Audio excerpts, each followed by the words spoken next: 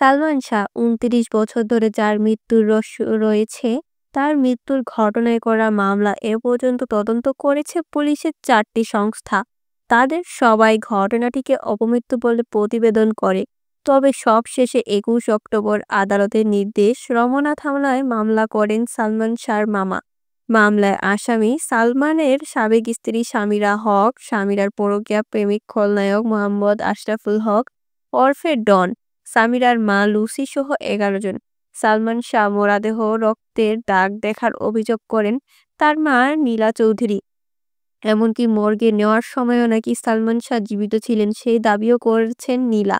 এবার সে বিষয়ে মুখ খুলেছেন ময়নাতদন্তের সহকারী ও ডম সিকান্দার। যে তথ্য দিয়েছেন তাতে আর বাঁচার কোনো পথ খোলা রইল না। সামিরা, ডন, লুসিদের রক্ত সম্পর্কে কি বললেন ডম সিকান্দার, চলুন বিস্তারিত জেনে নেওয়া যাক। সালমান শাহ মরদেহে রক্তের দাগ দেখার অভিযোগ করেন তার মা। এ নিয়ে কথা বলেন ময়নাতদন্তের দায়িত্বে থাকা মর্গ সহকারী।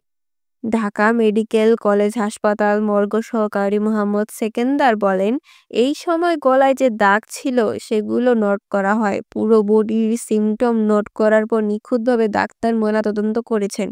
পোস্টমর্টমে আমাদের যেখানে সেখানে নিয়ম কাটার সেটা করে সম্মানের সহিত সেলাই করে দিয়েছে। মরদেহে রক্ত থাকার বিষয়ে এই মর্গ সহকারী বলেন, মৃত্যুর আগে রক্ত থাকলে সেটার ছবি নিশ্চয়ই আছে। কেউ যদি তুলে থাকে ওইটা একটা ডকুমেন্ট। আর ময়নাতদন্তের পর রক্ত লাগলে এটা কিছু করার নেই। এদিকে ১৯৯৭ সালে এক আসামির জবানবন্দি ঘিরে মামলা নতুন মোড় নিয়েছে। মামলার ১১ নম্বর আসামি রেজভী আহমেদ ফারহান জানান, সালমানকে হত্যার পর অপমৃত্যুর ঘটনা সাজানো হয়েছে। হত্যাকাণ্ডে নিজের জড়িত থাকার কথা স্বীকার করেন রেজি। পুলিশ বলছে সামিরা ও ডন দেশে আছেন বলে নিশ্চিত হওয়া গেছে। তাদের সুনির্দিষ্ট অবস্থান জানা না গেলেও তদন্ত চলছে। ডিএমপির মিডিয়া সেলের ডিসি মোহাম্মদ তালিবুর রহমান বলেন, যাদের বিরুদ্ধে এজাহারে নাম রয়েছে তদন্তের স্বার্থে আমরা তাদের অবস্থান শনাক্ত করার চেষ্টা করছি। অবস্থান শনাক্ত করতে পারলে হয়তো আমরা তাদের কাছ থেকে মামলা তদন্তের জন্য তথ্য সংগ্রহ করতে পারবো। এক্ষেত্রে তাদের জিজ্ঞাসাবাদের প্রয়োজন হবে। এদিকে ঢাকা মেডিকেল হাসপাতালের মর্গেও বেঁচে ছিলেন চিত্রনায়ক সালমান শাহ। সম্প্রতি এমনই দাবি করেছেন নায়কের মা নীলা চৌধুরী। দীর্ঘ ২৯ বছর ছেলের হত্যা বিচারের দাবি করা এ মা এবার বিশেষ সাক্ষাৎকারে নায়কের মরদেহ ও ময়নাতদন্ত নিয়ে চাঞ্চল্যকর তথ্য দেন। সালমান শাহ মৃত্যুর দিনে কথা মনে করে সংবাদ মাধ্যমে নীলা চৌধুরী দাবি করেন, সুপরিকল্পিতভাবে তার ছেলেকে শেষ করেছেন ঘাতকরা।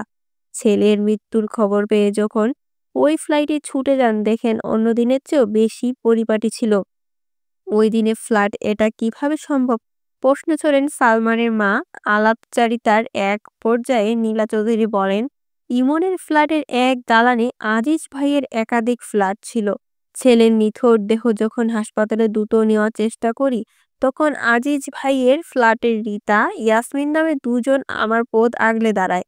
বলে, কে তুমি, কোথায় নিয়ে যাচ্ছ ওকে? আমি তখন তাদেরকে বলি, তুমি কে? আমার ছেলেকে আমি নিয়ে যাচ্ছি। তোমাকে কথা বলার নীলা চৌধুরী আরও বলেন, লিফট থেকে নিচে নিয়ে নামে না, সময় নষ্ট করার চেষ্টা করছিল। তারা অনেক কষ্ট করে নিচে নিয়ে আসে। বাদল খন্দকারকে দেখতে পায় ওই দিন রাতে অনেক লোক ইমনের ফ্ল্যাটে ছিল, খাওয়া দাওয়া হয়েছিল। এত মানুষের ভিড়ে আমার ছেলে অপমৃত্যু করল কিভাবে? ক্ষোভ প্রকাশ করে সালমান শাহর মা বলেন, প্রথমে ওর নিথর দেহ নিয়ে হোলি ফ্যামিলি যাই। আমি একজন রাজনীতিবিদ, আমাকে সবাই চিনে, সম্মান করে, কিন্তু সেদিন আমার ডাকে কেউ সাড়া দেয়নি। জোর করে একজন ডাক্তারকে ডেকে আনি। তিনি বলেন, অ্যাম্বুলেন্স আছে, আপনারা ঢাকা মেডিকেলে নিয়ে যান, উনার ট্রিটমেন্ট ওখানে হবে না।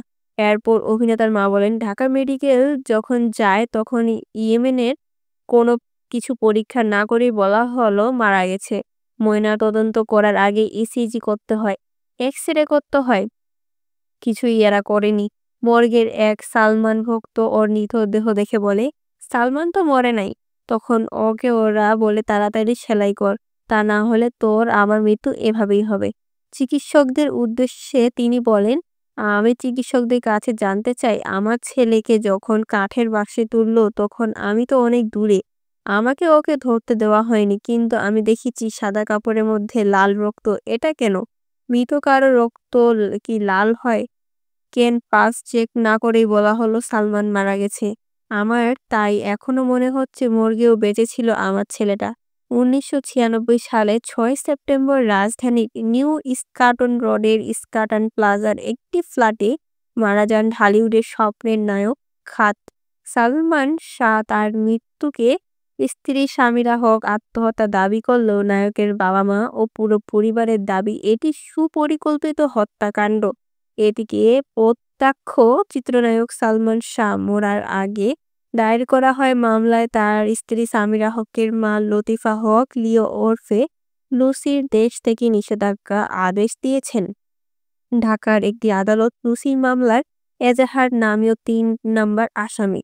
মামলা তদন্তকারী কর্মকর্তা আবেদনের পরিপ্রেক্ষিতে গত মঙ্গলবার ঢাকার মেট্রোপলিটন ম্যাজিস্ট্রেট সাইফুজ্জামান এই আদেশ দেন।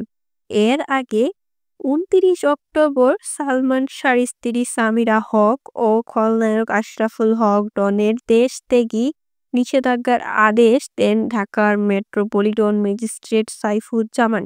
এ নিয়ে এ মামলার ৩ জনের দেশত্যাগী নিষেধাজ্ঞার আদেশ দেন আদালত। অন্যদিকে মামলার পর থেকে ডনকে খুঁজে পাওয়া যাচ্ছে না বলে গুঞ্জন রটে। তবে ডন জানিয়েছেন তিনি পালিয়ে বেড়াচ্ছেন না, বরং পুলিশের কাছে আত্মসমর্পণের প্রস্তুতি নিচ্ছেন। তিনি বলেন, সবাই বলছে আমি নাকি পালিয়ে বেড়াচ্ছি। ৩০ বছর পালাইনি, এখন কেন পালাবো? আমি বাসাতেই আছি। শিগগিরই পুলিশের কাছে আত্মসমর্পণ করব। কারণ ৩০ বছর ধরে যে যন্ত্রণা বয়ে বেড়াচ্ছি এর একটাও সুরাহা হওয়া দরকার। ডন বলেন, চলচ্চিত্র ভালোবেসে ঘর ছেড়েছিলাম। অভিনয় সুযোগের আশায় হার্টথ্রব সালমান শাহর সঙ্গে জুটি গড়েছিলাম। মা-বুয়ের ভালোবাসা থেকে বঞ্চিত মানুষটির সুখের সাথী হয়েছি। তাকে আনন্দে রাখার চেষ্টা করেছি, কিন্তু সালমানকে ভালোবেসে আমার ক্যারিয়ারের ১২টা বেজেছে। আজও ঘুরে দাঁড়াতে পারিনি। সালমানকে ভালোবেসেছি বলেই জীবনে প্রচুর ঝড় নিয়ে মেনে নিয়েছি। তিনি বলেন, সালমানকে ভালোবাসার যন্ত্রণা আর সইতে পারছি না। আমিও মানুষ, আমারও বাঁচতে ইচ্ছে করে। সালমানকে ভালোবেসে অনেকে আত্মহত্যা করেছে, আমি করিনি। এইটাই কি আমার অপরাধ? আমি যদি আত্মহত্যা করতাম তাহলে কি সবাই খুশি হতো? উপরে একজন আছেন, তিনি সব দেখেন, একদিন সত্য প্রকাশ হবেই। তবে আমি সেদিন দেখে যেতে পারবো কিনা জানি না। ডন বলেন, সালমান শাহ মৃত্যুর আগে সাক্ষাৎ যেন আজও চোখে ভাসে। ৯৬ সালের ৩০ আগস্ট আমি চট্টগ্রাম থেকে ঢাকায় ফিরেছিলাম।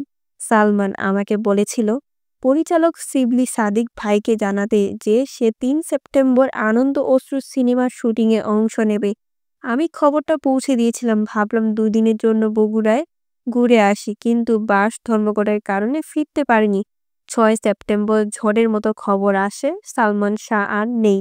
উল্লেখ্য, ১৯৯৬ সালে ৬ সেপ্টেম্বর ২৫ বছর বয়সে মৃত্যুবরণ করেন সালমান শাহ। তার মৃত্যুর পর রমনা থানায় অপমৃত্যু মামলা হলেও সম্প্রতি আদালতের নির্দেশে মামলাটি হত্যা মামলা হিসেবে গ্রহণ করা হয়েছে। গত ২০ অক্টোবর ঢাকার ৬ষ্ঠ অতিরিক্ত মহানগর দায়রা জজ মোহাম্মদ জান্নাতুল ফেরদৌস ইবনে হক বাদীপক্ষের কথা রিভিশন আবেদন মঞ্জুর করেন।